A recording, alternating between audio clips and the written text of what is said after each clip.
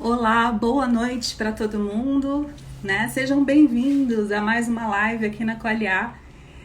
Hoje a gente vai ter uma live muito especial, né? Fora dos nossos horários padrões de terça e quinta de manhã. A gente vai ter uma live hoje às 19 horas, porque a gente tem um convidado muito especial que aceitou gentilmente o nosso convite, né? E vocês sabem que aqui na Qualiar a gente defende a sustentabilidade prática e comprovada. A gente vai até já aceitar aqui o engenheiro Murilo Reis para convite. Ele já vai entrar, né? E vocês sempre escutam de mim e da Milena que a gente... Oi, Murilo, tudo bom? Olá, tudo bom? Tudo jóia! Primeiramente, desejar aí uma boa noite a todos e que sejam bem-vindos aí a essa nossa conversa, nosso bate-papo sobre duas áreas muito importantes, que é a área de sustentabilidade e também de orçamento. É muito importante e a gente aqui na Qualidade defende muito, Murilo, que a sustentabilidade tem que ser provada. Se não for comprovada, é só discurso, é só marketing verde, isso não é importante nem ambientalmente, nem para a construção civil, para ninguém. E as maiores dúvidas que sempre chegam para a gente é em relação a isso, né? Ah, mas como que eu comprovo financeiramente a sustentabilidade? E na minha vida profissional, eu sempre tive atrelada com engenharia. E quando eu fazia só projeto, tinha um engenheiro civil que fazia todos os meus orçamentos. Então, eu só fechava projeto garantindo para o cliente que ele ia gastar na execução exatamente o que ele tinha. Então, era, na verdade, um diferencial meu de venda de projeto. E agora, fazendo consultoria de sustentabilidade, todo mundo tem essa dificuldade. Como que eu vou mostrar para o cliente que o que eu estou propondo é viável? Bem, vamos lá. A primeira coisa que as pessoas precisam entender é que para que eu possa fazer um orçamento, nós vamos ter alguns custos que a gente precisa levar em consideração. A primeira coisa são os custos diretos, né? Os custos diretos, então, para quem está acompanhando a gente aí, seria como se eu pegasse o projeto, né, seja ela de uma casa ou de um sistema, e fizesse um levantamento, primeiramente, de todos os serviços que serão necessários para executar esse projeto. E dentro desses serviços existem três coisas que precisam ser levadas em consideração. Primeiro, a mão de obra, né? Segundo, os materiais e terceiro, os equipamentos. Então, uma vez que eu tenha identificado os serviços, tenha visto cada serviço quais são a mão de obra, material e equipamentos que eu preciso e consiga quantificar quanto que eu vou necessitar de realizar aquele serviço naquela obra, eu tenho os chamados custos diretos. Agora, é importantíssimo as pessoas entenderem que, assim, uma coisa que eu sofro muito na minha área de orçamento é que as pessoas acham que tudo elas vão encontrar pronto. Né? Por exemplo, se a pessoa quer saber quanto é que custa um metro quadrado de alvenaria, ela quer chegar num local que tenha já quanto é que é um metro quadrado de alvenaria. E obviamente que se para um serviço simples como a alvenaria, isso já não é tão fácil assim, porque tem que ser levado em consideração diversos aspectos, inclusive da localidade que a pessoa mora, enfim. Para projetos que envolvem a questão de sustentabilidade, isso é um pouco mais complicado ainda, porque não é comum você encontrar esses serviços tabelados. Então, o que vai acontecer muitas vezes? Que a gente vai precisar fazer o trabalho realmente de arquitetura, de engenharia, de levantar na munheca, né? E isso é uma das coisas que causam a maior dificuldade. Agora, sempre lembrando também, né, só para complementar isso daí, que além dos custos diretos, a pessoa precisa entender que para realizar uma obra ou um serviço, não é apenas eu analisar o projeto e levantar os custos, porque eu tenho que pensar em toda a logística que será necessária para que eu consiga fazer aquela obra. Então eu tenho que pensar, por exemplo, eu vou precisar mobilizar algum equipamento para essa obra, eu preciso levantar esse custo à ponta do lápis.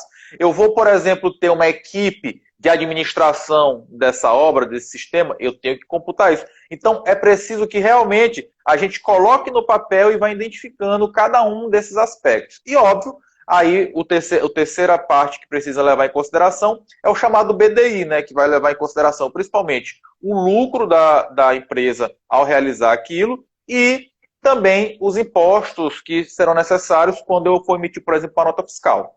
E para poder só finalizar aqui, como é que eu vou comprovar para o meu cliente que isso vai trazer para ele algum benefício? Obviamente que, além de questões, né, ecologicamente corretas, muitas vezes o cliente quer olhar realmente ao resultado financeiro. Eu preciso fazer, então, um estudo de quanto que ele vai economizar em um determinado alcance de tempo. Então, Gente, por vocês exemplo, estão ouvindo? Para tudo aí. Vocês estão ouvindo o que ele está falando? Que a gente faz projeto para o uso do edifício.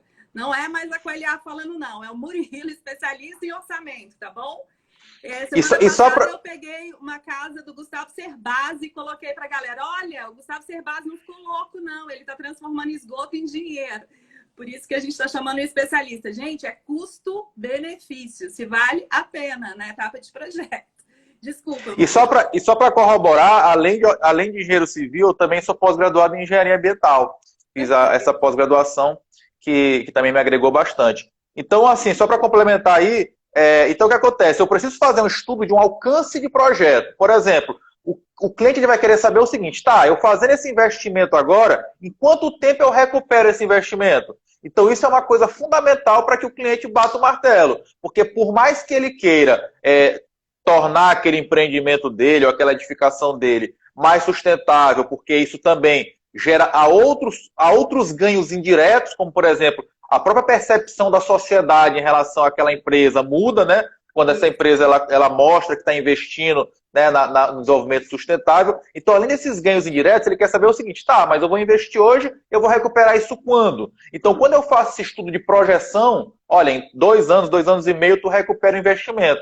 A pessoa é muito mais assertivo que ela vai fechar quando ela consegue enxergar isso, essa projeção da economia dela ao longo do tempo. Isso que ele está falando, né? A gente chama de payback, né? Quando é que vai retornar? Quando é que vai ter sido pago isso?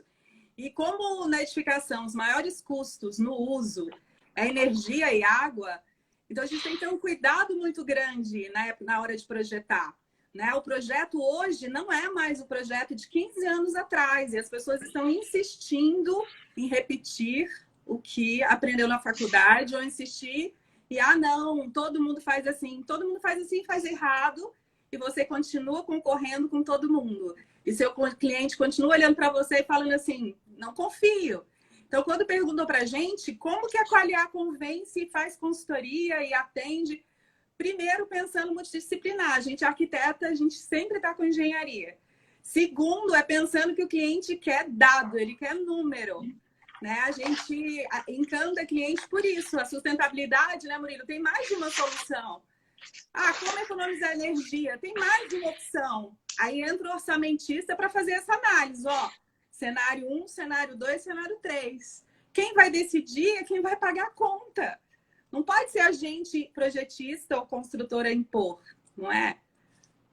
E isso que tu falou, eu acho muito importante, porque assim, como eu sou engenheiro civil e acredito que a maioria das pessoas que me acompanham são engenheiros civis, apesar que também tem muito arquiteto, eu vejo muito aquela discussão que para mim é uma discussão altamente tola, de dizer assim, engenheiro civil pode fazer projeto arquitetônico? Aí eu sempre falo assim, olha, poder até de direito pode. Agora a gente tem que entender que o engenheiro civil ele não estudou para isso. Então, eu fazer um projeto arquitetônico não é simplesmente eu dimensionar o tamanho dos ambientes, né? Eu preciso levar em consideração fatores que vão fazer com que a minha obra ela seja mais cara ou mais barata, mas não pensando somente no custo de executar, mas sim no custo ao longo do tempo. Então, eu fazer um projeto que leve em consideração a questão de ventilação natural, de iluminação natural, vai trazer um recurso para o cliente que ele vai ganhar ao longo do tempo. Ainda que ele invista mais no agora, mas isso aí vai trazer um retorno para ele ao longo do tempo. E eu acho que a gente precisa entender, que eu falo isso dos engenheiros, mas também dos arquitetos, a gente precisa saber vender para o cliente o resultado do nosso serviço. O cliente ele não quer pagar um projeto, ele quer saber no que aquilo ali vai melhorar a vida dele, no que aquilo ali vai trazer de resultado para ele. Então, na hora que eu consigo mexer com com valor, com orçamento, com economia ao longo do tempo, é muito mais fácil eu convencer o cliente. Então, assim, é muito importante que os arquitetos e engenheiros que estão aqui acompanhando a gente entendam que a gente sempre precisa fazer um levantamento de, pô, o meu projeto, ao longo do tempo, pode trazer um resultado X para o cliente. Tá? Quando eu faço essa estimativa, se torna muito mais palatável para o cliente fazer a contratação do serviço. Com certeza. E a gente, eu te convidei para essa live justamente porque eu vejo as suas postagens e você falando para engenharia muito que a gente fala para arquitetura, né? De para que eu vou concorrer e aumentar o meu mercado? Se eu já concorro com arquiteto, ainda vou ficar pensando na engenharia? Não. Eu vou pensar no que eu, como arquiteta, faço melhor. Assim como eu quero estar perto do melhor engenheiro. Não quero aquele que faz tudo. Quem faz tudo não faz nada, né? E aí uma coisa bem legal de um post seu que você fala do propósito, né? Acha o seu propósito. No que você é muito bom, no que você tem paixão e tudo, e o que o mercado quer. Não adianta a gente ser apaixonado e olhar para o mercado e o mercado falar assim, não, eu não quero isso que você faz. Exatamente. E eu falo muito isso do ser apaixonado pelo que tu faz e que, claro, que o mercado tem a demanda por aquilo, porque a gente só vai realmente não ter concorrência ou vai reduzir a nossa concorrência quando a gente for acima da média. Então eu preciso escolher um nicho para atuar e ser acima da média daquilo. E eu só vou ter a disciplina, o foco, a resiliência para estudar e ser melhor do que a média se eu gostar daquilo. Não adianta eu querer pegar uma área só porque ela dá dinheiro, porque eu não vou ter a paixão necessária para estudar e me tornar acima da média. Então a tendência de ter uma frustração é muito grande. Agora uma coisa que tu falaste aí, que eu vou pegar um gancho rapidinho, é que tu falaste assim da questão da concorrência entre as áreas, né? Mas assim, para mim isso é uma bobagem, porque eu acho que... Porque eu acho que a gente tem que se complementar. A nossa empresa nasceu multidisciplinar, com a engenharia elétrica, civil, mecânica, ambiental, todo mundo junto. Não, eu também falo isso muito para os meus alunos, né? Que a gente, por mais que a legislação dê o direito da gente fazer as coisas, a gente precisa ter a humildade de saber que a gente não é a pessoa certa para fazer aquilo. E quando eu, por exemplo, uma pessoa me chega para me contratar para fazer, entre aspas, um projeto arquitetônico, na hora que eu indico para o meu cliente um arquiteto e que o resultado vai sair muito melhor do que o resultado que eu daria para o cliente, o meu nome vai junto. Porque o cliente verifica a credibilidade que eu estou realmente indicando para ele o melhor. A gente compartilha a autoridade, né? Na verdade, a gente se fortalece porque você mostra para o cliente... Ninguém espera que um médico cure tudo. A gente não tem confiança no médico geral. Por que ele tem que ter confiança em outros tipos de profissional? O advogado, ele é lá super especialista. Agora chega na construção civil, a pessoa quer... eu sou engenheiro, eu faço tudo. Eu sou arquiteto, eu faço tudo. E ainda, né? A gente lá na Qualiar, por exemplo, trabalha com eficiência energética, muito com a etiquetagem do Procel, certificações e ensino de simulação. E a gente tem um modelo de negócio que nasceu como uma startup, então as pessoas têm muito desejo de como criar um negócio diferenciado. E a gente usa a sustentabilidade como inovação. E uma das coisas que a gente prega é: ache quem são seus parceiros que te fortaleçam. Se você é fraco em alguma coisa, dê a mão para quem te fortalece. Então, a gente na eficiência energética não tem como atender um cliente sem engenharia elétrica e engenharia mecânica. Já que a engenharia mecânica está ali com ar-condicionado, que gasta muito mais no edifício, e a engenharia elétrica que comanda, né, todo o projeto elétrico. Assim como a gente fala, cadê o orçamentista na tua equipe? Se você não tem capacidade de fazer orçamento, eu não tenho. Eu acho muito chato, é muito complexo. Sempre achei lá atrás, quando eu fazia só projeto, eu tinha um engenheiro civil orçamentista. Por quê? Porque eu preciso confiar nele. Ele que vai garantir isso, né? Mas uma coisa que eu acho importante é que, assim, eu acho que para todo projetista, seja ele qual for, e para toda pessoa também que for trabalhar com a execução de obras, eu acho que a necessidade de saber, pelo menos,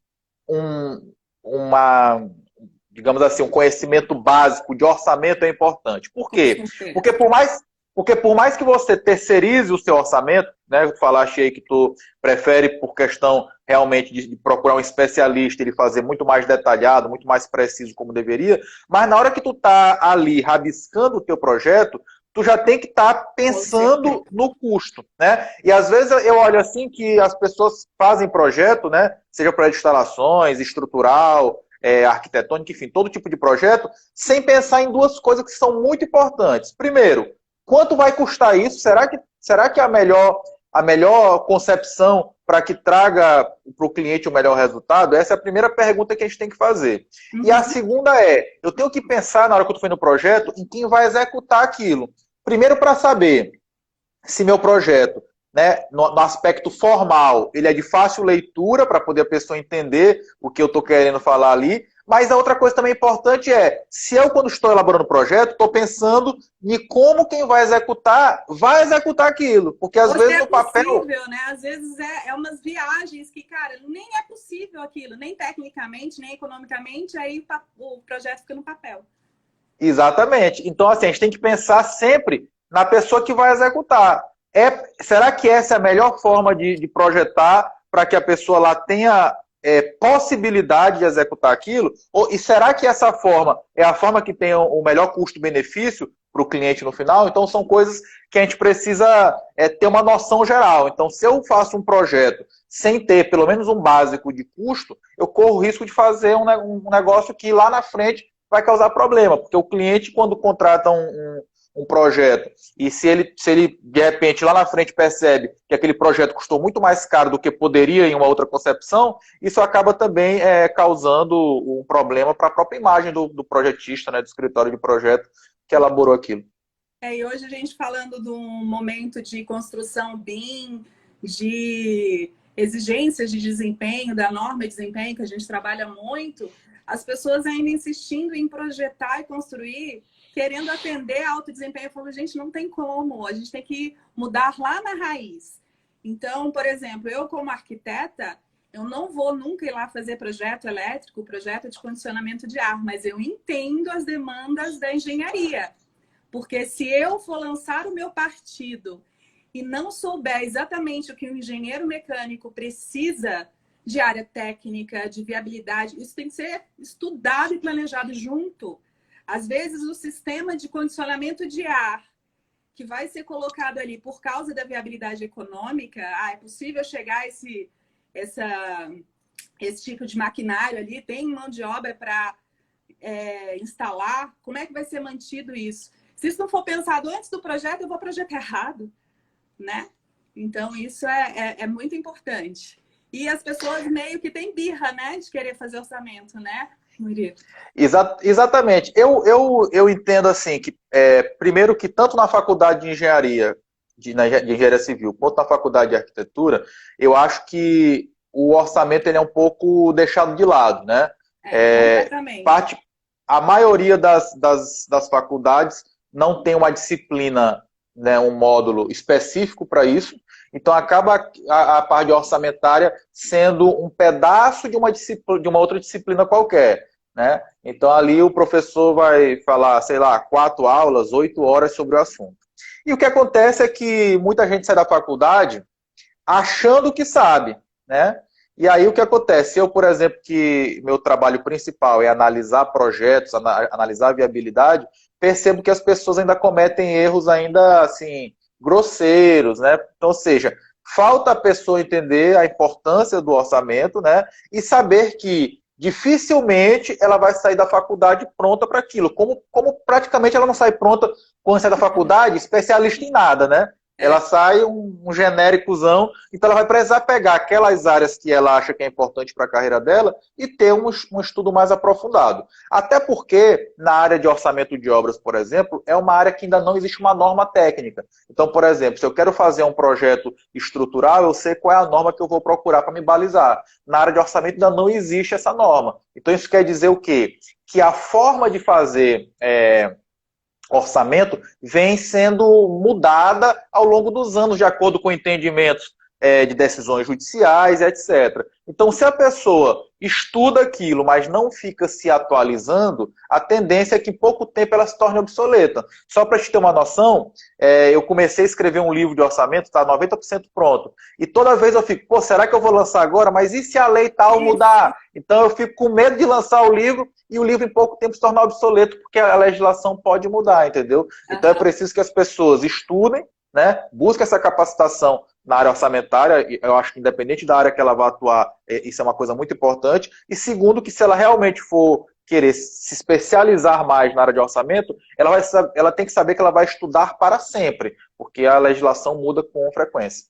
E, na verdade, qualquer área que a pessoa for focar como nicho do próprio negócio, ela tem que entender, por isso que que você falou da paixão, a pessoa vai ter que estudar pro resto da vida, né? Na hora que há 10 anos eu escolhi sair da arquiteta generalista para ser especialista, mestrado, doutorado de especialização, é para o resto da vida, porque, igual você falando, as referências naquela área vão estudando, e muitas vezes bem mais rápido do que a legislação. O que é melhor está lá na frente, não está ainda na legislação. E o teu cliente, o cliente que você quer é aquele que está lá, né, no pensar melhor, não no básico, né? Às vezes uma norma é ainda muito, muito básica, né, de exigência. E o bom profissional está na frente. E nessa área de sustentabilidade, principalmente, né? Porque a cada momento vão aparecendo novos materiais, novos sistemas, né? Que vão trazendo desempenho melhor. Então, se a pessoa realmente também não ficar estudando para conhecer esses novos sistemas, esses novos materiais, ela vai ficando para trás. E, às vezes, eu acho que o profissional ele perde muitas oportunidades de adquirir o conhecimento até de forma gratuita. Porque eu vejo assim, as pessoas, muitas delas elas ficam se dando várias desculpas, né? Por que ela não pode se capacitar? Porque não tem dinheiro, porque não tem tempo. E eu costumo, assim, aqui na minha cidade, que não é uma cidade, é uma capital, mas não é uma das capitais maiores do Brasil, pelo contrário, mas eu vejo que tem São Luís Maranhão. Ah, que legal. Eu vou aí direto da aula. Eu estou em Brasília. Ah, bacana. Então, olha só, eu costumo ir a muitos eventos aqui, por exemplo, do Sebrae, da Federação das Indústrias, do Senai, do Sindicato das Construtoras, do CREA. E o que eu percebo que são muitos eventos gratuitos que as pessoas ficam pedindo, te ligando para te ir, para ter gente lá, porque às vezes eu vou nesses ambientes e tem lá metade do espaço vazio. Ou seja, não é que falta tempo, não é que falta dinheiro, muitas vezes falta interesse. Né? Então, por exemplo, vou dar um outro exemplo aqui que para mim é uma coisa vital. Qualquer estudante de engenharia e arquitetura, se ele não for, por exemplo, lá na FEICOM em São Paulo, que é gratuito, obviamente que quem não é de São Paulo vai ter que pagar o deslocamento, hospedagem, enfim, mas é gratuito o evento.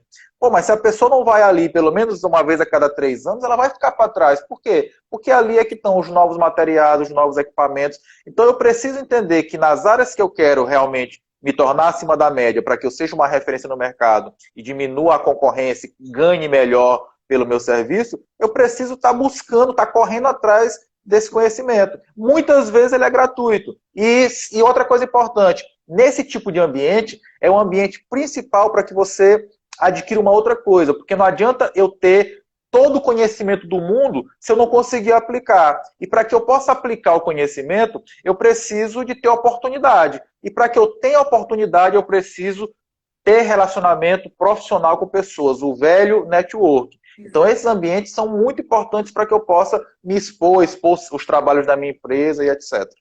E muitas vezes sair da bolha, né? A gente muitas vezes vive na bolha, vivendo só com pessoas, as mesmas pessoas que pensam igual a você, que falam igual a você. Então, arquiteto só vai em evento de arquiteto. Aí eu vou e fujo e vou para os eventos do CREA, eventos do Sindicom. Chego lá, quem está lá? A engenharia, as construtoras, que são o meu cliente. Entende? Então, muita gente, mas eu não sei captar cliente. Aonde você está? Você tem que estar onde seu cliente está, onde está o interesse do seu cliente. Se a minha cartela de cliente é de construtora, eu estou no ENIC, no Encontro Nacional da Indústria da Construção, sempre. Estou lá o tempo inteiro. Por quê? E eu sou a única arquiteta lá. Eu olho assim, só eu de arquitetura, e aquele mar de clientes para eu conversar explicar as vantagens de atender a nome e desempenho, de etiquetar um edifício. E as pessoas ficam muitas vezes paradas, né, Murilo? Querendo sempre estar no mesmo grupinho. Então, assim, é pensar fora da caixa, ir atrás de gente diferente de você, aprender até a forma como o cliente fala, o que o cliente deseja ali naquele momento, né? Exatamente. E aí tu tá mostrando, né, que existe um mundo de oportunidades que tá ali e de repente tu é a primeira ou uma das poucas que tá lá naquele ambiente que é Exatamente. onde tá os potenciais clientes da maioria dos prestadores de serviço na área de engenharia e arquitetura. Então É, a gente tem que entender que um currículo bom é ótimo, mas ele não vai fazer com que ninguém bata na tua porta, né? Se tu não não. correr atrás, nada vai acontecer. Agora, deixa eu fazer uma pergunta. Já que a gente está falando de projetos sustentáveis e Ah, eu trabalho também na área de obras públicas, eu queria que tu me contasse aí se tu já fizeste algum tipo de projeto ou implantação em algum edifício, algum projeto para obras públicas. Contasse um caso aí para a sim. gente. A gente aqui na Qualhar, o que acontece? Eu me formei há 20 anos e sempre fiz projeto. E há 10 anos apareceu uma oportunidade de mercado que foi a criação da etiqueta Procel, PBE, Edifica. E aí eu estava dentro do doutorado aqui na UNB, e aí aparece a oportunidade assim, a Eletrobras, olha, alguém precisa criar um organismo aí em Brasília para emitir essa etiqueta. E aí todo mundo, ai, não, isso é muito chato, isso dá muito trabalho. E aí a minha sócia enlouquecida, não, a gente faz. E aí a gente montou um organismo de inspeção, duas arquitetas, a gente foi acreditado pelo Inmetro e a gente mergulhou na área de consultoria de sustentabilidade e eficiência energética. Então, hoje, não necessariamente não dá tempo de fazer o projeto, a gente é consultora de pegar na mão dos projetistas e fazer isso. Ó, eu vou te ensinar a fazer esse processo correto. Se o foco é lá, economia de energia, receber uma etiqueta A do Procel, eu vou planejar com você e te dar todas as dicas na arquitetura, na engenharia mecânica, na elétrica, na geração de energia. Então, muita gente, vamos gerar energia, vamos pôr um fotovoltaico. Mas o projeto nasceu errado. Às vezes, o projeto já está gastando energia. Não adianta colocar um gerador de energia se a concepção está errada. Então, a gente tem focado muito nisso. E como a etiquetagem Procel é um programa de governo e já é obrigatória em grande maioria dos países, por isso que a gente investiu, né, nessa área. A gente sabe que isso não tem volta. Se etiquetar geladeira, fogão, é edifício que consome 50% da energia do país, impossível. E começa pelos órgãos públicos. Então, como a gente está em Brasília, acontece muito o quê? Treinamento da equipe técnica dos órgãos públicos, participar de licitações. E aí você, que é grande especialista em licitação, a licitação precisa de um time para ganhar aquela licitação. Então, a gente entra como consultor nessa área. E está lá o orçamentista o tempo inteiro. Então, muitas vezes as pessoas não enxergam oportunidade de negócio. Eu nunca pensei em participar de licitação. De repente, o tempo inteiro a gente é convidado para participar disso, porque precisa do conhecimento, né? Então, hoje a gente faz muito atendimento, órgão público, empresa e curso para profissional, arquiteto e engenheiro. Só para o pessoal entender aí um pouquinho como é que funciona uma licitação, de repente quem está assistindo a gente pode não ter esse conhecimento, mas é importante entender o seguinte, que quando qualquer órgão público ou uma prefeitura ou um governo do estado precisa construir uma obra ou fazer determinado serviço, ela vai precisar a primeira coisa de um projeto básico, né?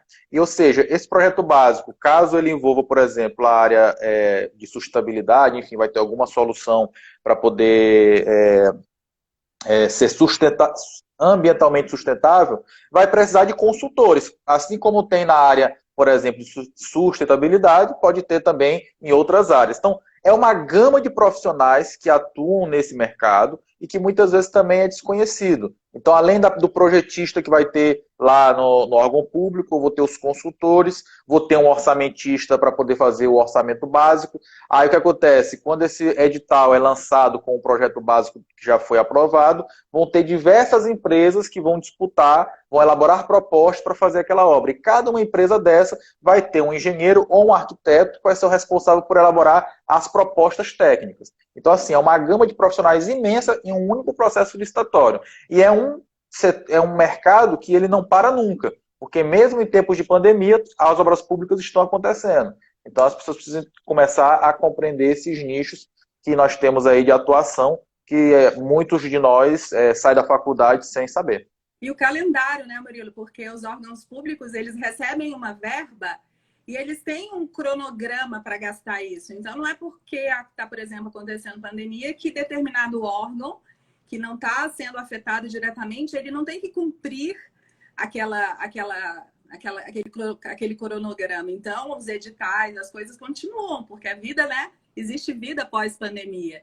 E as pessoas têm que, assim, não enxergar esse momento como, explodiu, nada vai ser. Não, agora é a hora de introspecção, de se fortalecer, para na hora que abrir as portas a gente pode sair, você ser outra pessoa, muito melhor para o mercado que...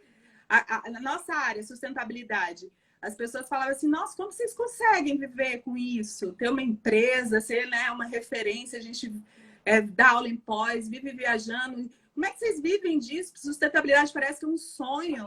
Eu não. Na verdade, é porque a gente criou a sustentabilidade para ser o nosso negócio. E aí, para você ter negócio, você precisa planejar, você precisa antever o mercado e propor solução. Né? Que é isso que você está falando. O cliente quer resultado, ele não quer discurso bonito só, né? Isso tem muito a ver. Isso que você falou de conteúdo gratuito. Então, assim, eu te conheci através justamente do workshop que você começou a fazer gratuitamente. Eu, como arquiteto, ótimo, engenheiro falando de orçamento, vou lá, tô dentro. Entrei no WhatsApp, tô lá acompanhando tudo. E você olha e fala assim, poxa, olha aqui, que fantástico, um especialista falando de orçamento, é fundamental para os arquitetos e engenheiros, e um monte de gente que não está interessado, né? É uma pena.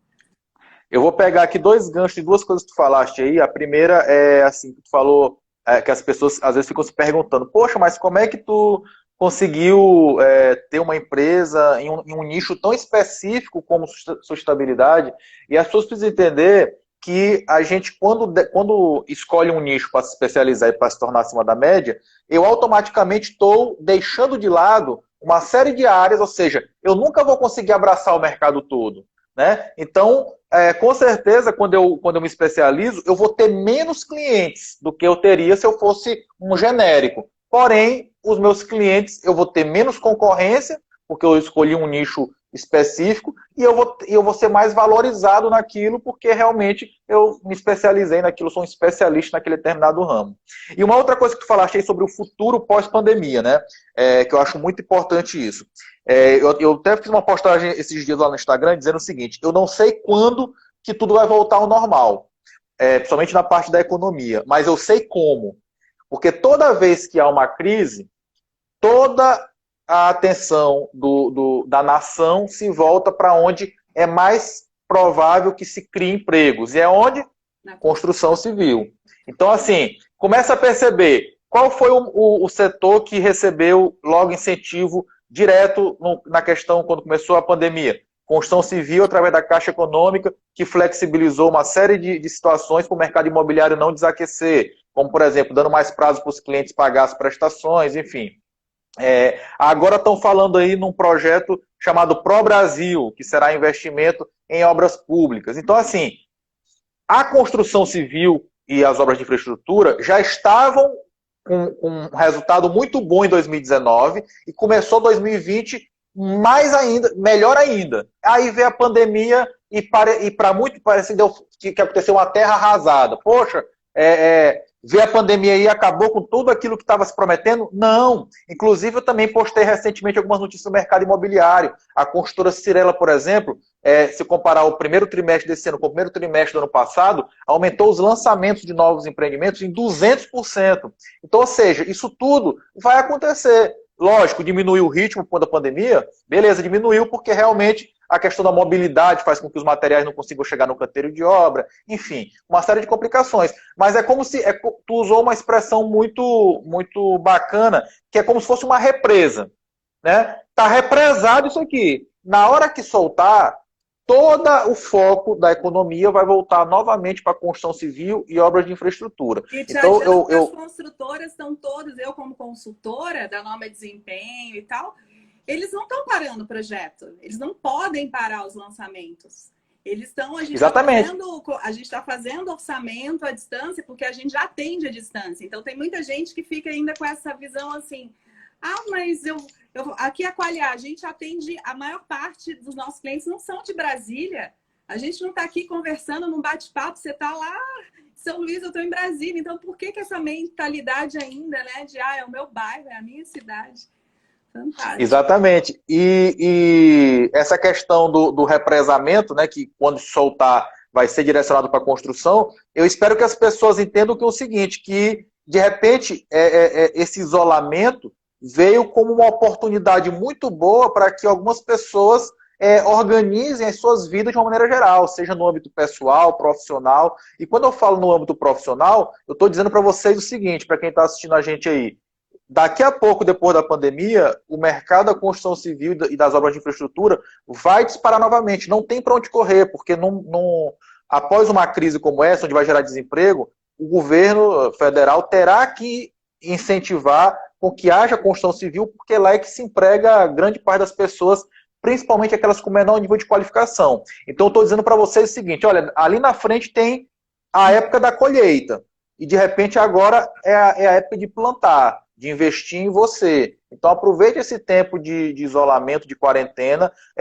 foque faça um planejamento na sua carreira, veja o que você quer seguir e comece a se preparar agora, porque lá na frente a colheita virá, mas só para quem tiver começado a plantar nesses momentos. E assim, no começo você falou, né, do network, de conhecer pessoas. Se a gente faz isso em eventos, a gente faz isso nas redes sociais, a gente faz isso em eventos presenciais e mais ainda em eventos online, né? Eu não conhecia o Murilo, eu conheci o conteúdo dele, me identifiquei muito por pensar assim, gente, ele está na engenharia civil falando as coisas que a gente fala para arquiteto e isso, né, concilia num pensar ali na frente, né? Então, assim, se nesse momento deu uma baixa de clientes, a gente na Qualia está reformulando todos os nossos processos, tentando melhorar, já ramificamos quem é que tem que aprender alguma coisa, uma filosofia de se aprender uma coisa nova, traz para todo mundo.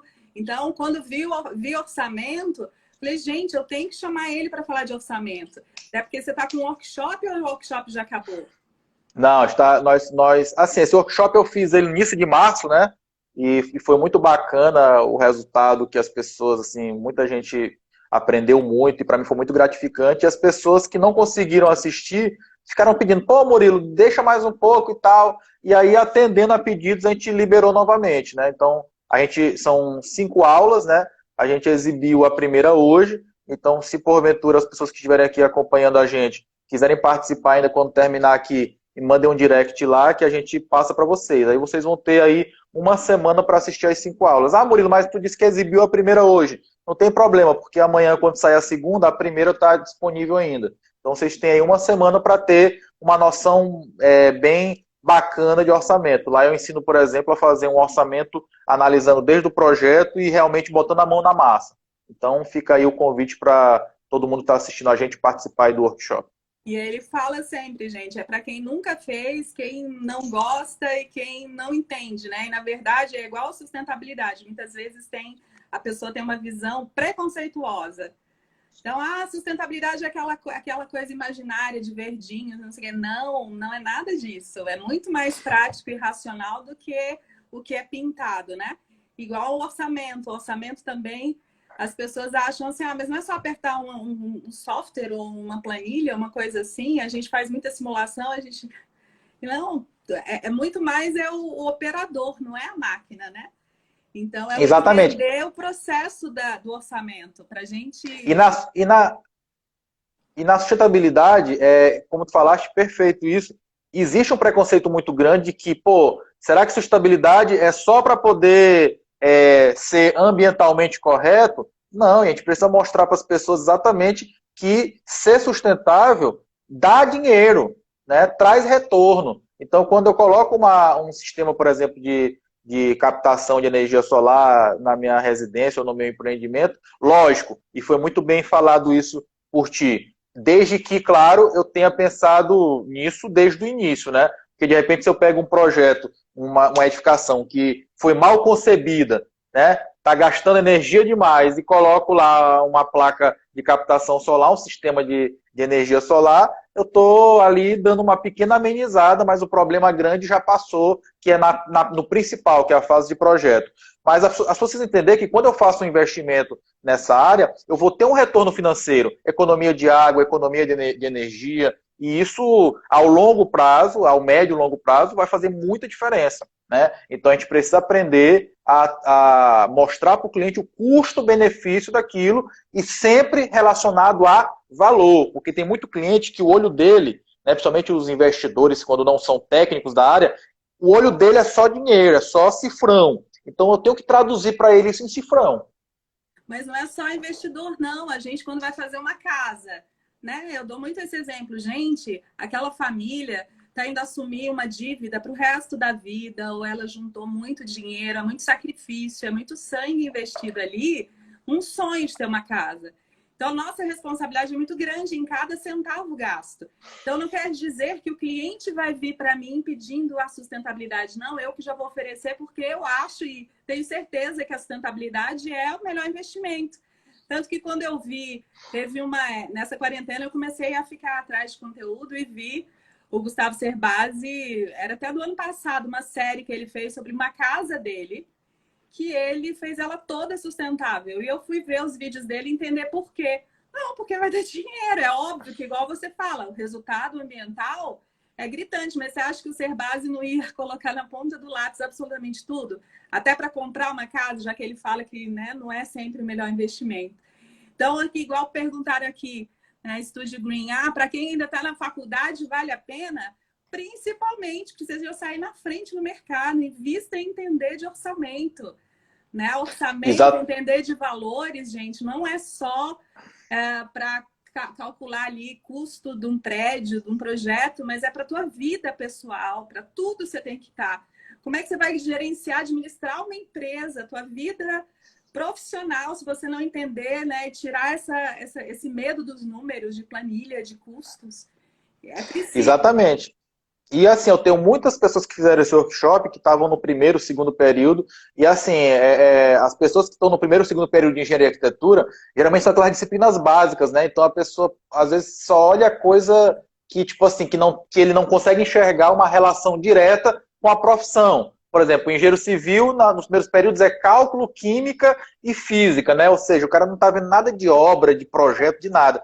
E aí ele fica assim, meio, pô, será que é isso mesmo? Então, quando tu pega, por exemplo, um workshop desse que eu realmente ensino do zero, imaginando que a pessoa não sabe nada, e a pessoa começa a enxergar isso, né? A pessoa começa a vislumbrar até as oportunidades que ela pode ter lá na frente, né? Então, eu pego um projeto de uma casa, vou ler com o pessoal o projeto, olha, pessoal, a fundação aqui, a alvenaria, papapá. Então, vale muito a pena também para estudante. E sem contar uma coisa, também eu tenho pessoas que fizeram workshop que nem são arquitetos e nem engenheiros.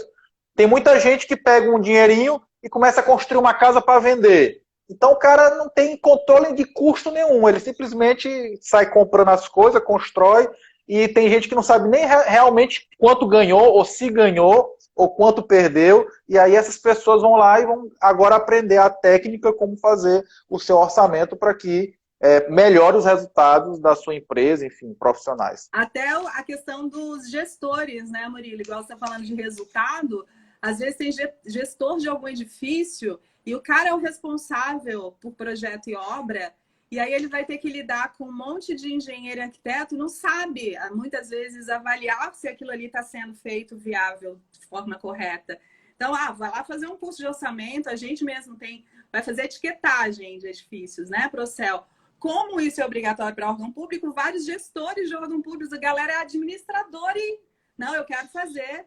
quero saber porque eu quero ouvir o que o engenheiro e o arquiteto vai falar e não quero ficar perdido na história. Então, o mercado, o consumidor hoje é diferente. O consumidor hoje é mais exigente. Hoje ele tem um código do consumidor, ele tem direito, né? A gente aqui na Qualiar recebeu da Justiça um pedido de orçamento para a gente fazer um parecer sobre um projeto que tinha prometido coisas sustentáveis, de economia de energia, e na hora que está medindo não estava acontecendo nada. Aí, o proprietário estava processando os projetistas. Exatamente. E tu falou de uma outra, isso é importante até para alertar aqui o nosso público, que tu acabou de citar uma outra área de atuação dos engenheiros e arquitetos que também muitos não conhecem, que é a perícia judicial, né? Exatamente. Então, eu fiz já curso de perita, é muito massa. É uma coisa o que fora acontece? da caixa, totalmente. Exatamente. Então, toda demanda judicial, a gente tem que imaginar que quando envolve, por exemplo, a parte de projeto, de construção e etc., eu sempre vou ter no mínimo 3 profissionais envolvidos, né? Um profissional, vamos imaginar que seja, por exemplo, como o exemplo que deu aí, uma construção que prometeu ser sustentável, e aí o que acontece? De repente, os moradores daquele empreendimento, não, olha, isso aí foi só marketing, não tem nada sustentável aqui. Aí o que acontece? Eles vão fazer o quê? Vão nomear um engenheiro, um arquiteto, para poder fazer uma análise daquele projeto e verificar se aquele projeto é sustentável. O construtor, por outro lado, vai contratar um engenheiro, um arquiteto, para poder defender que aquele projeto é sustentável.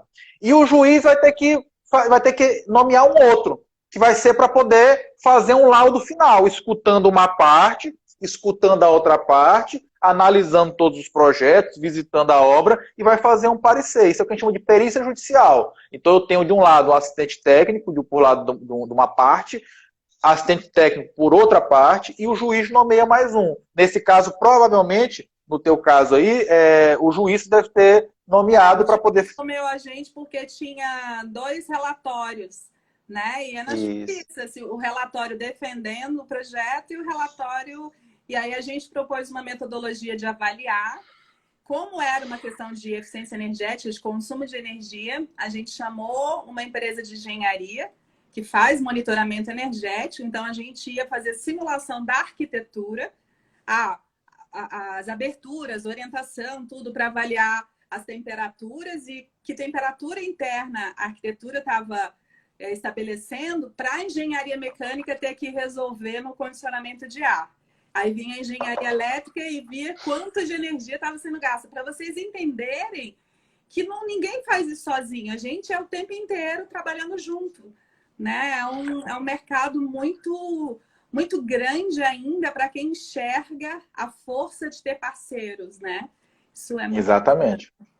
E eu falo muito isso, que a gente tem que ter a humildade de entender quando é que a gente precisa de ajuda, né? Então, às vezes, o profissional de engenharia e arquitetura, ele acha que ele tem que sair da faculdade sabendo tudo, e aí acontece de, por exemplo, ele começar a receber os primeiros serviços e ele querer pegar aquilo e fazer só porque ele acha que ele tem uma obrigação e porque também ele quer ganhar aquele valor daquele projeto sozinho, e às vezes ele não está preparado para isso, nem tem segurança para isso. Outras vezes acontece de quando ele não ter segurança, ele simplesmente pegar e indicar um outro colega. E às vezes eu preciso exatamente incentivar as parcerias. Porque se eu não tenho segurança e também não ter a qualificação adequada para fazer aquilo, eu posso muito bem chamar um colega para fazer junto comigo, porque ainda que eu ganhe pouco, porque parte do serviço vai ser repassado para quem eu estou chamando para me ajudar, mas eu estou ali adquirindo uma coisa muito importante, que é mais conhecimento, experiência, para que eu tenha segurança suficiente para fazer na próxima vez, sem precisar, talvez, desse parceiro. Né? Então é muito importante essa rede de parcerias, então por isso a gente tem que encarar o colega, seja ele arquiteto ou engenheiro, não como um concorrente, mas sim como parceiro, cada um na sua especialidade. E transformar o que o mercado vê como concorrente em parceiro para captar mais negócio. Se eu estou ali em parceria com a engenharia mecânica, elétrica, civil, e a gente trabalha no alto nível, na hora que eles precisam de um projeto de arquitetura, de uma visão de arquiteto, eles não vão se dar o trabalho de fazer isso, porque eles já vão falar assim, não, eu vou te indicar um arquiteto, entende? Então, e quando a gente faz esses cursos e começa a ter um conhecimento mais específico, A gente também é visto pelos nossos colegas como uma referência e a gente transforma muitas vezes os nossos colegas em clientes. Então, por exemplo, hoje meus grandes clientes também são arquitetos, que continuam às vezes ali numa visão generalista, né? Então, essa pegada do Murilo de orçamento, de, olha, licitação, não sei o quê, é sair daquela base onde todo mundo está ali ainda pensando igual. É pensar assim, não, eu vou ser o melhor em algo que a galera ainda não percebeu que é importante. Vou ensinar para essas pessoas, né? E o que eu gostei bastante é porque você tem uma forma de falar de algo que para todo mundo que não conhece pode parecer difícil, desmistificando, né? Trazendo uma forma, uma didática bem interessante, que eu acho que é o que a gente defende também. Exatamente. E duas coisas aí que tu falaste que eu queria deixar também como um recado para o pessoal. A primeira é que o seguinte, observa que, por exemplo, essa nossa live aqui está acontecendo porque eu ofereci algo gratuito para todo mundo. Então, por exemplo, ela me conheceu através do workshop. Então, o que acontece? Às vezes a gente precisa dar primeiro para receber lá na frente, né?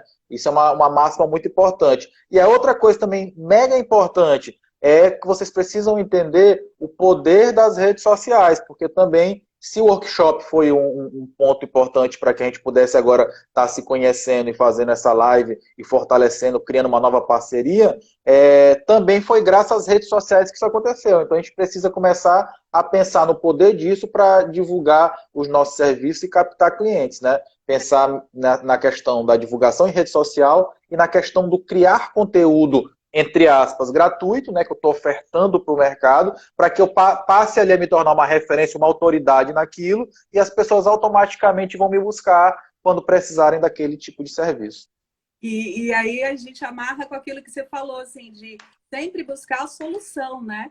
Então, como a gente está o tempo inteiro falando da sustentabilidade, da parte técnica, do que você tem que investir, compatibilizar as áreas e tudo, sempre chega naquela dúvida, e aí a gente fala que tem que fazer a análise de custo-benefício.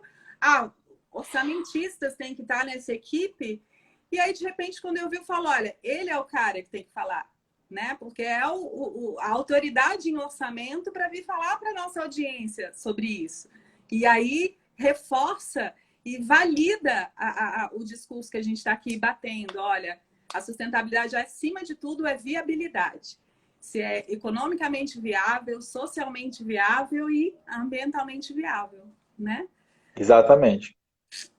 Adorei, Murilo. Muito, muito obrigada. Tem uma dúvida aqui que perguntaram sobre BIM. Se o BIM otimiza o orçamento das obras. Olha, o BIM, ele otimiza bastante o orçamento das obras, desde que ele seja pensado também desde o início, né? Porque eu preciso inserir as informações de forma correta no BIM para que ele possa lá na frente automatizar o meu processo. Agora, duas coisas que eu vejo como principal na questão do BIM relacionado ao orçamento. Primeiro é que ele facilita com que tu olhe a questão de compatibilidade de projetos bem antes de haver problemas lá na hora da execução, e esses problemas na hora da execução vão fazer com que a obra encareça bastante, porque tu vai ter que encontrar soluções com o carro em andamento, e isso geralmente leva a atraso de obra, etc. e tal, então esse é um ponto importante. E o segundo ponto que eu acho fundamental também é na questão do levantamento de quantitativos, né? Porque hoje, por exemplo, se eu pegar, eu sempre costumo dar esse exemplo, se eu pegar um projeto de um canil de um cachorro e der para 10 profissionais diferentes, tu pode ter certeza que vão chegar aqui 10 orçamentos diferentes para a mesma coisa.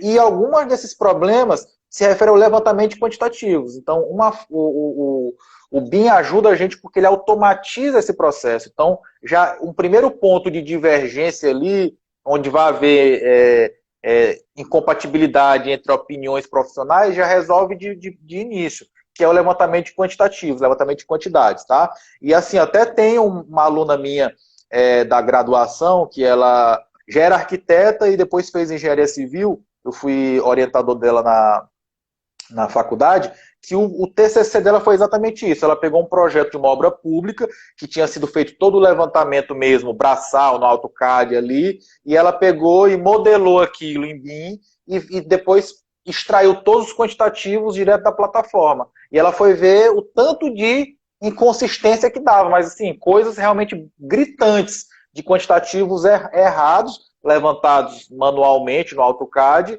do que a ferramenta extraiu automaticamente, desde que modelada corretamente também, é importante dizer isso. E alguém vai pagar a conta, né?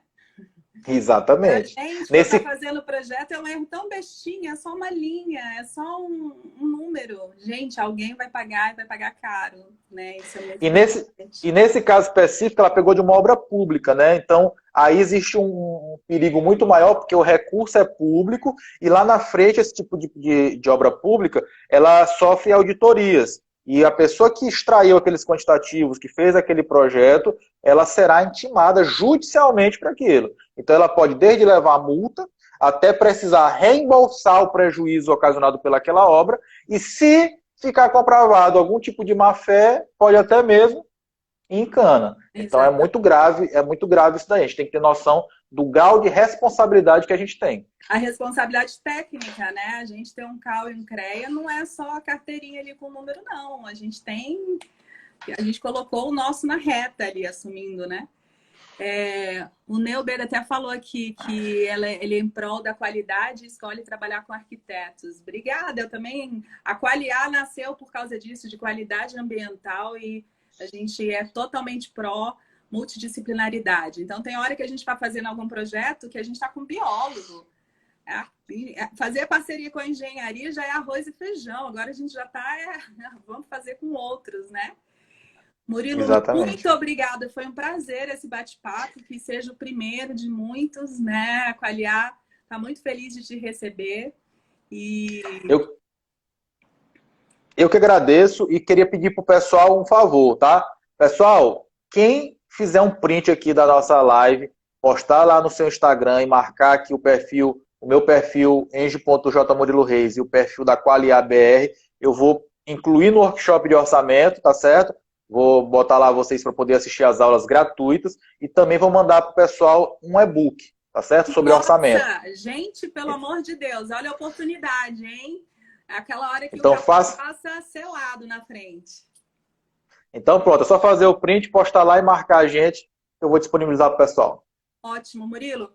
Muito obrigada. Fique em casa. Valeu. Tchau. Tamo junto, até mais. Até mais.